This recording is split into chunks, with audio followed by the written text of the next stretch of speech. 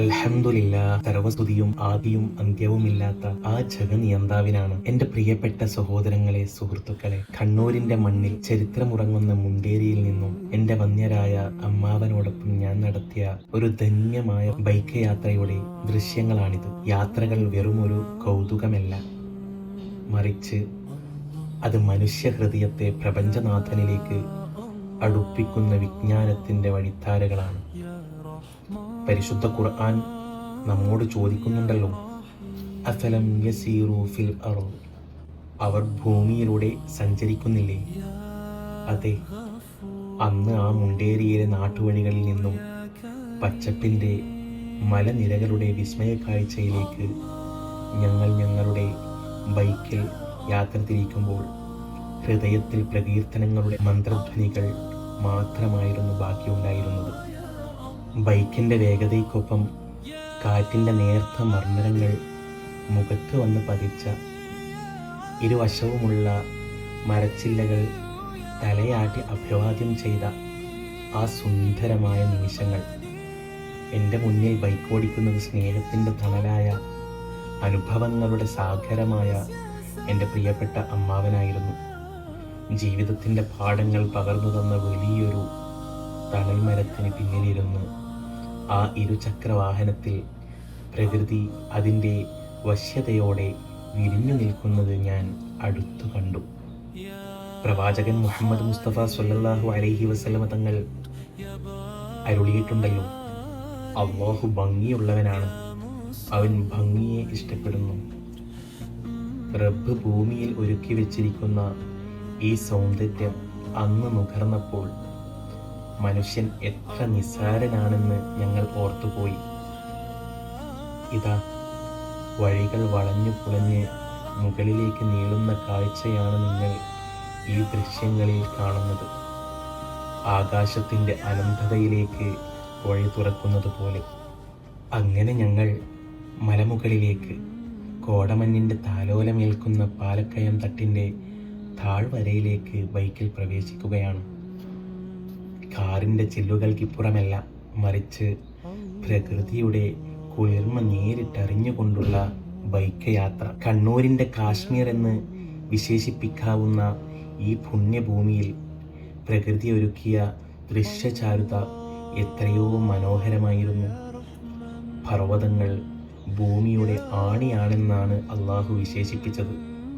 വൽ ജിബാലു ഔതാദ, പർവ്വതങ്ങളെ നാം ആണി സമാനമായി സ്ഥാപിച്ചില്ലേ? ദൂരെ നോക്കൂ, ആകാശത്തോട് മുട്ടി നിൽക്കുന്ന മലനിരകൾ. അവ പ്രപഞ്ചത്തിൻ്റെ ഗാംഭീര്യത്തെ വിളിച്ചോതുകയായിരുന്നു. ഈ കുത്തനെയുള്ള മലഞ്ചരിവുകളിലൂടെ ബൈക്കിൽ മുകളിലേക്ക് കയറിയപ്പോൾ ഹൃദയം കൊണ്ട് പ്രകൃതിയുടെ സംഗീതം ഞങ്ങൾ ആസ്വദിക്കുകയായിരുന്നു. കാറ്റിന് ഇവിടെ ഒരു പ്രത്യേക രാഗമുണ്ടായിരുന്നു. മരങ്ങൾക്ക് ഇവിടെ ഒരു പ്രത്യേക താളമുണ്ടായിരുന്നു. സുബ്ഹാനല്ലാഹ്, എന്തൊരു വിസ്മയമായിരുന്നു അത്! ഇതാ, ഈ ദൃശ്യങ്ങളിൽ കാണുന്നത് പോലെ വെൺമേഘങ്ങളുടെ കണികകൾ ഞങ്ങളെ പുണരാനായി താഴേക്ക് ഇറങ്ങി വന്നു. ബൈക്കിൽ പോകുമ്പോൾ ആ മഞ്ഞു കണങ്ങൾ ഞങ്ങളുടെ ശരീരത്തെയും ആത്മാവിനെയും ഒരുപോലെ തഴുകി കടന്നുപോയി. കോടമഞ്ഞിൻ്റെ വെളുത്ത പുതപ്പ് ഈ മലനിരകളെ മൂടിയപ്പോൾ കണ്ണും മനസ്സും ഒരുപോലെ കുളിർത്തു. സൂറത്തുർ റഹ്മാനിൽ അള്ളാഹു ചോദിക്കുന്ന ആ വചനം അവിടെ അനർത്ഥമാവുകയായിരുന്നു.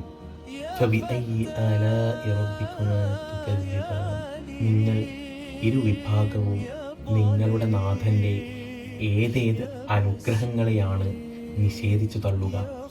ഈ തണുപ്പും ഈ മഞ്ഞും ഈ പച്ചപ്പും എല്ലാം നാഥൻ നമുക്കായി ഒരുക്കിയ സ്വർഗീയ തുല്യമായ അനുഗ്രഹങ്ങളാണ്.